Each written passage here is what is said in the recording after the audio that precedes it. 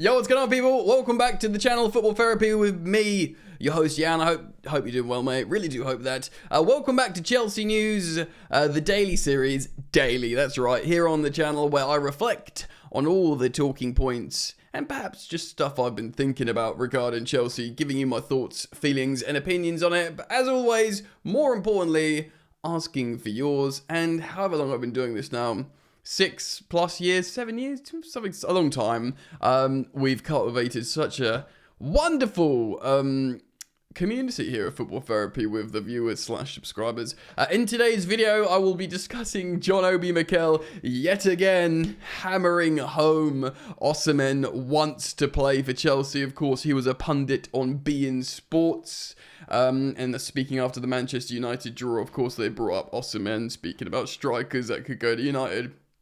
He spoke about Osimhen to Chelsea again. We'll talk about that. I did want to reference the Jordan deal because, of course, big X account, Luke at _ Class, did reference again how there is still interest from Jordan for Chelsea, which is really worth mentioning. Bit of a throwback. Of course, this was mentioned a few days ago, but something I want to speak about.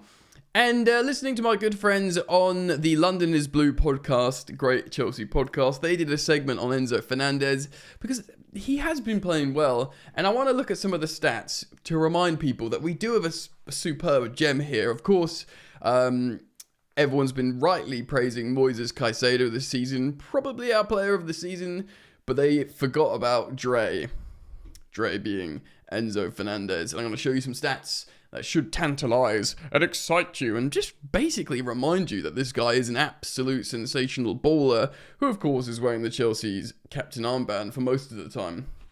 So, it's going to be a grand video. It really is.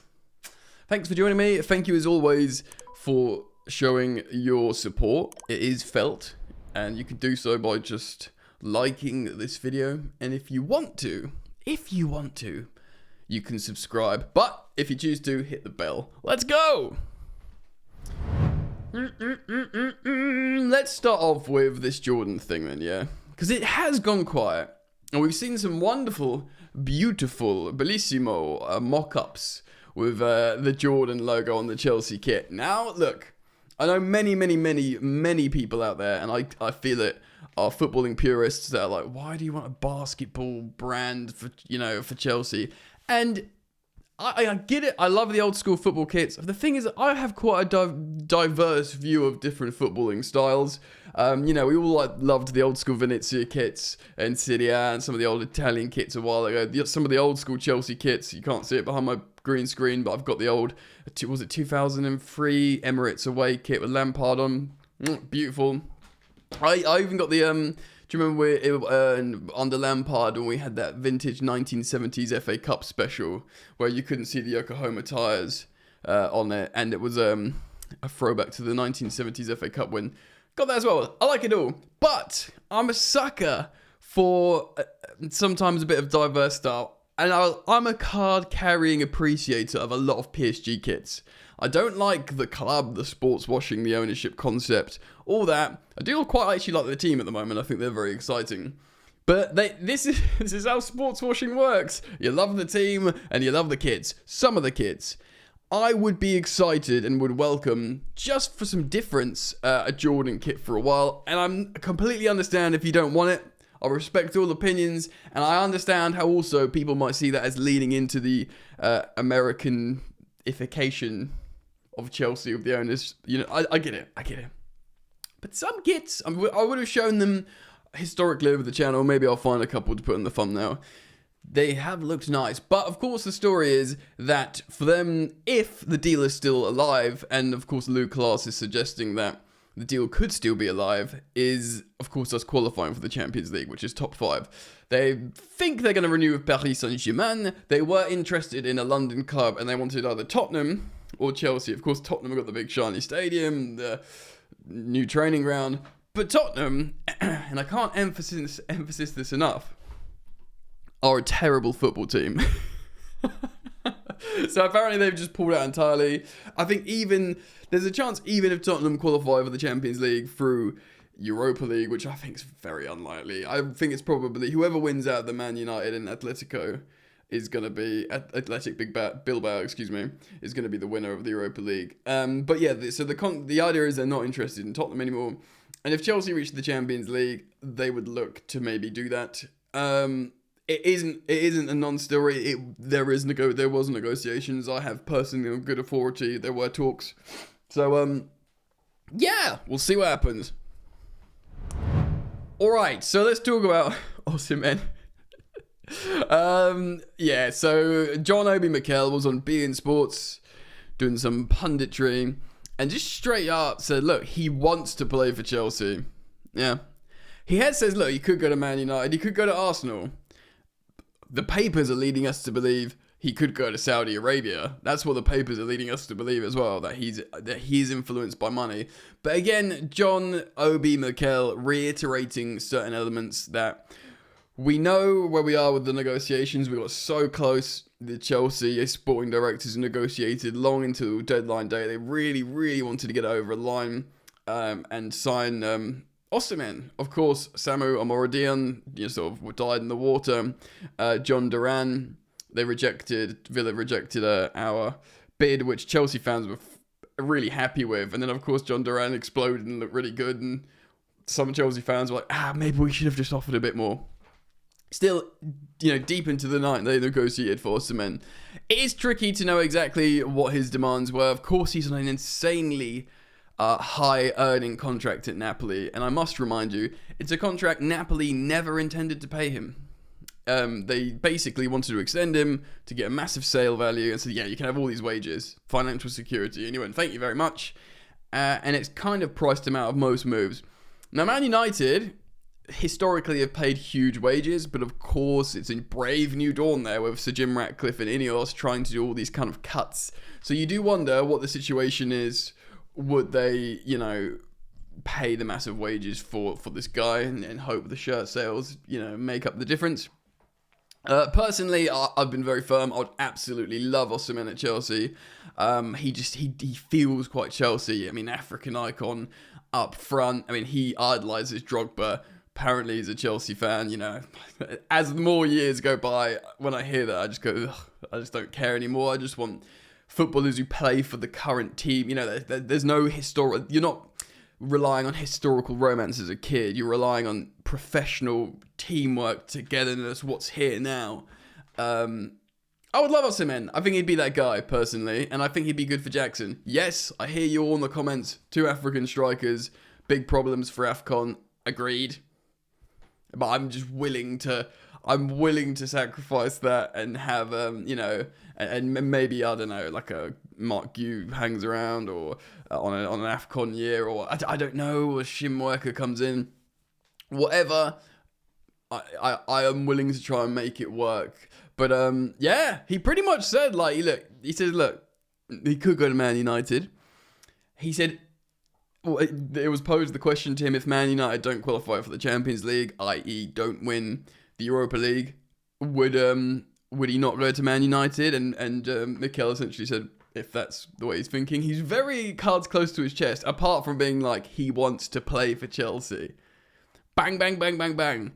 I mean, Osimhen must be okay with him being a mouthpiece for this. Because usually your agents and the players themselves just don't say anything. It puts you in the best negotiating position. But Mikel is out here going Chelsea, Chelsea, Chelsea. We need Drogba to do it as well. If Drogba does it as well, Chelsea's greatest ever striker saying Chelsea, then but then it means it means Chelsea as a club and as a hierarchy are in a position where they have to pay more money, higher wages. So maybe they are trying to get it done. I don't know. It's tough, man. But I would really, really like it. Mikel is absolutely still beating the drum, and good on him for it, because if it happens, it's great. Worth mentioning, I do really like Liam Delap. I will not be one of these people that are being negative about Delap. Should we sign him? I think whoever gets Delap is getting an amazing player. If we sign Osimhen, I'll be very happy, but I would be quite nervous about Delap going to Man United. Because I think, personally, as an Englishman, Liam Delap is the heir, is the heir to Harry Kane. And I think he's going to be an amazing striker for the next 12 years. That's what I think. So I'm a bit worried. Why can't we have both? But then, of course, we've got Jackson. So look, I am a card-carrying Liam Delap fan. I think for 30 million quid, it's an amazing deal. I think his wage demands would be a third of Osimhen. But I'd basically be pleased we just sign a striker at this point, provided there's, one of those guys. Alright, so I do want to speak about Enzo Fernandez because he cost £105 million before we broke it again, the transfer record for Caicedo. I think everyone accepts Caicedo's a baller. Caicedo, he does his, he plays like N'Golo Kante, but he can play passes. He's really tenacious and aggressive, but he scores the odd screamer. I mean, I feel bad for him because a couple of his wonder goals have been like marginally offside or offside position or something. That just seems like, give him the goal. But everyone's sort of aligned hands and been like, okay, Caicedo's sick. He's a wonderful young player. Enzo Fernandez did himself no favours last summer with all the controversy, but that is one thing. Of course, we'd like to think he's learnt from that, and it was the whole Argentina national team that seemed to have got a free pass on that. I know he streamed it naively, but idiotic young man mistake or whatever. But he's on a career best return at the moment, or he's level in terms of goals and assists, and that was when he was playing in South America, a much weaker league, and he's obviously still got games to spare to have a career best season. But it's not, and I'm talking about goals and assists, but even though he's not like a CDM, he's not fast and he's not a tackler, he's very tenacious, and he's almost like, so I try and think of like another pass master, amazing assist player we had at Chelsea. So my head goes to like Cesc Fabregas, plays centrally. And Cesc was amazing, cultured, assists, the odd goal. But there's something about, I'm not saying Fernandez is better than Cesc Fabregas, by the way, certainly for the moment.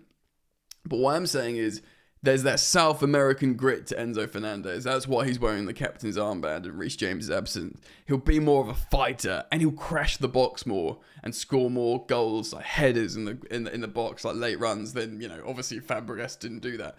So there is a real value to Enzo Fernandez, who's now about to enter his prime. And remember, guys, he joined Chelsea when we were peak circus, when we were a mentor, when we came mid-season, it was just after a World Cup. The guy literally hadn't had a week off in 30 years. Do you know what I mean? He'd gone from South America to Benfica to the World Cup to Chelsea. He just never had any time off, didn't have any time to settle in at Chelsea. We had 40,000 players that couldn't fit in the dressing room. We changed loads of managers, loads of staff. So much stuff happened at Chelsea, and it's almost like he's finally getting time to settle, and we've overplayed him massively, because he goes to South America like Caicedo and has to come back, and they both have to play straight away. This is why we needed a Lavia. This is why, André Santos is Brazilian himself, so he'll be going all over the world. But Europeans like Lavia to alleviate the pressure, Anyway. I want to show you some stuff. So this is his strengths on a scouting report on FBref in the last 365 days. And there's a lot of green. Remember I showed you Gregor Kobel's scouting report the other day and there was no green. This is Enzo Fernandez. He's such a balanced player. We've got to go down to here before he's not on the top 10% of these metrics. He's amazing at key passes, yeah? He's amazing at shot-creating actions from a live ball and shot-creating actions. These are massive high numbers, which is more highlighting the fact how we just don't have finishers at Chelsea. We should be, goal-creating actions. These are like Cesc Fabregas numbers. Non-penalty expected goals per expected assists. Top 4% in all midfielders in Europe. That's crazy, considering he's not playing for a settled Bayern Munich, a settled Real Madrid, Barcelona, Man City, whatever, the top teams where everything functions beautifully. We're the youngest team in the Premier League, we're the second youngest team in Europe, and he's still executing these numbers. That is really, really impressive. He's really settling into his own, and it's not just the stats and metrics and numbers, like I said, it's the character. N'Golo Kante was amazing, he was humble, but he'd lead by example, but smashing my watch. Someone like a Cesc. I'm not digging out Cesc Fabregas, he's amazing, but he's not this tenacious, aggressive character, was he? He let his footballing culture do the talking. Now, I'm going to show you one final stat page here. This is understat, which is a great way of showing you what they call what they call circle graphs called. I always forget the name. Against another player who I think's kind of similar, or sort of similar. I've chosen Bruno Guimaraes because Bruno Guimaraes, he's not like Bruno Fernandes. So Fernandes is attack, assists, goals, relentless. There's a bit more tenacity to Guimaraes. He does get goals, he does get assists. He's not like a conventional CDM, is he? But he's kind of like an all-action South American, does-it-all midfielder. For a team in Newcastle United who have won a trophy this season, who, Man City have tried to buy this guy, he's basically really highly rated, Bruno, yeah? So I thought, right, rather than, because Bruno Fernandes got incredible attacking numbers, but I thought, who's a little bit more like Enzo Fernandes, who's maybe a bit more of this all-round sort of like, midfielder that crashes the box and helps build up and all this kind of stuff. So this is a comparison of Bruno Guimaraes and Enzo Fernandes here. Okay, so this is the graph here. As you can see, Enzo Fernandes is green and Bruno Guimaraes is blue, who's referenced as a great player. Enzo trumps him on every metric except on expected goals in build-up per 90. So goals per 90, expected goals per 90, shots per 90, assists per 90, expected assists per 90, key passes per 90. He blows him out of the water. And expected goals change. These are like, build-up sort of metrics. But everything, it just goes to show this guy, Enzo Fernandes, he's only 24 years old. Again, I don't know how much English he speaks, but he's wearing the captain's armband. He's getting stuck in, basically, which is really important, especially if you're Chelsea. Do you know what I mean? You're not like just too soft in the midfield. I think he deserves his flowers because Moises Caicedo has rightly been getting them. And I think it's about time Enzo Fernandes, perhaps outside of Chelsea fans as well, start realising, yeah, you know what? He's mustard. He's a baller. I listened to, I think it was Hugh Wizzy on Alex Goldberg's playback stream, and he was waxing lyrical about Enzo Fernandes and his ball skills. Maybe it wasn't when Enzo wasn't in great form either. So, true knowers of ball will respect his immense ability. Yeah. Alright then, let me know your thoughts. Please do comment down below. Hope you enjoyed the content and thoughts I brought to you today. If you did, let me know in the comments. Thank you for liking the video. Thank you for subscribing to Football Therapy. And as always, I do hope to see you back here soon. Enjoy the football. Peace.